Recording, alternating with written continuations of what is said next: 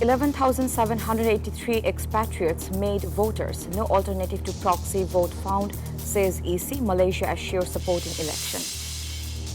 Chief Advisor directs police members to play a role in constructing New Bangladesh. Specially met with 127 high officials. Metro rail workers withdraw work abstention following meeting with authority. Ticketing resumed after 1.5 hours.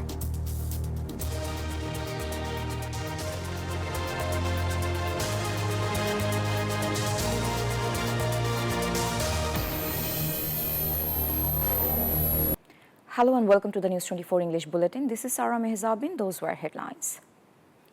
Now the details.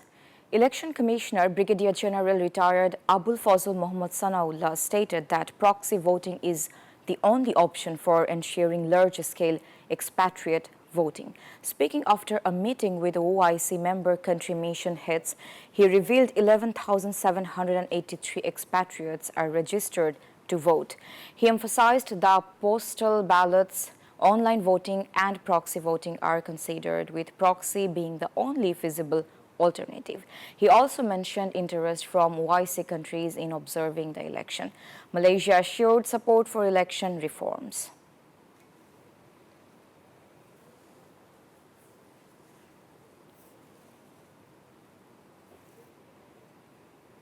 Chief Advisor Muhammad Yunus warned that defeated forces are trying to create unrest. He said their efforts will increase as the election nears, with police being their first target. Speaking to field-level police officers, he urged them to remember past dark days and help build a new Bangladesh. Yunus emphasized police vigilance to ensure stability during the electoral process.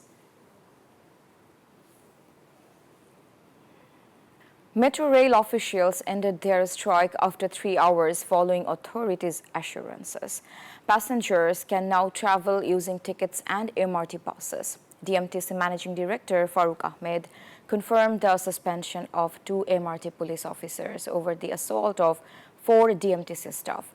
A 3-member probe committee was formed. Services gradually resumed, first at Mirpur and Pallavi stations, restoring normal operations. Passengers urged against such disruptions in the future.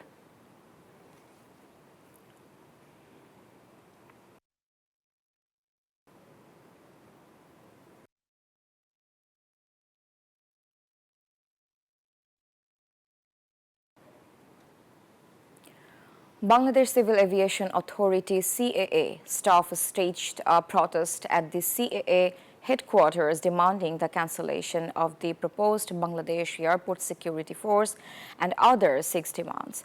The protest, which began at 10:30 a.m., included a human chain in front of the office. After brief road blockages, protesters moved inside where clashes occurred. CAA Chairman Air Vice Marshal Manzoor Kabir Bhuiya promised to prevent military control over the Aviation Security Division.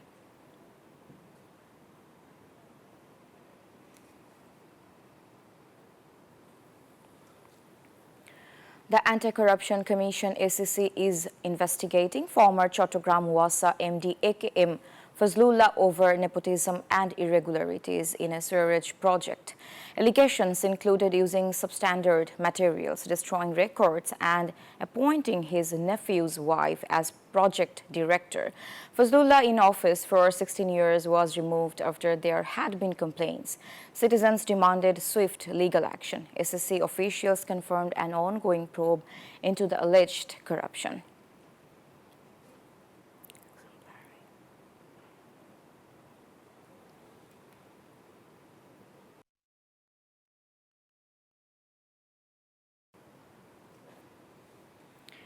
BNP Chairperson's advisor, Joinul Abdin Farooq, urged for a quick national election based on consensus. He emphasized the need for a system where people can vote on the scheduled day. Speaking at a protest rally, Farooq warned against any efforts to derail the government formed by Dr. Muhammad Yunus. He also cautioned Indian Prime Minister Modi, asserting that Bangladesh will resist any conspiracies with a strong revolt.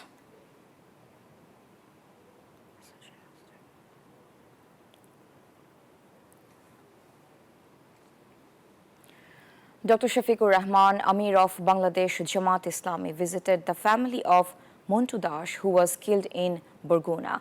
Arriving at 10 a.m., he met with the family and called for a fair investigation and exemplary punishment for the culprits. He also pledged legal and financial assistance to the grieving family, urging law enforcement agencies to ensure justice for the victim.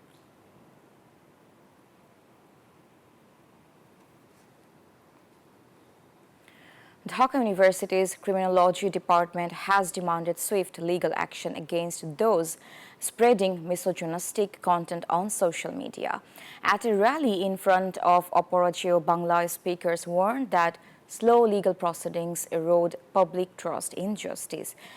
They urged the interim government to increase awareness about violence against women and existing laws. The event aimed to highlight the need for stricter enforcement to protect women's rights.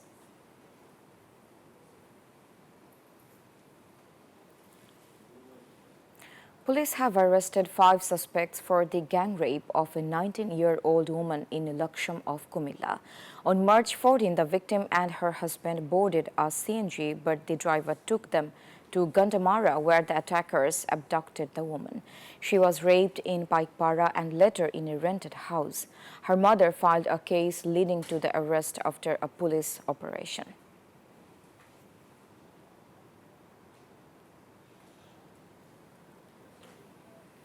The National Board of Revenue (NBR) chairman stated that the country is paying the price for tax exemptions granted during the previous government. He emphasized that NBR will move away from the culture of tax exemptions, with changes expected in the upcoming budget.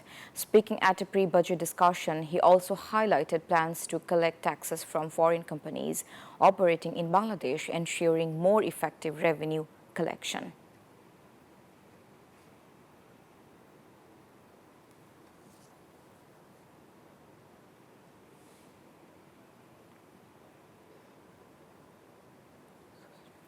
That's all from the newsroom today. Thank you for watching News 24. Stay with us.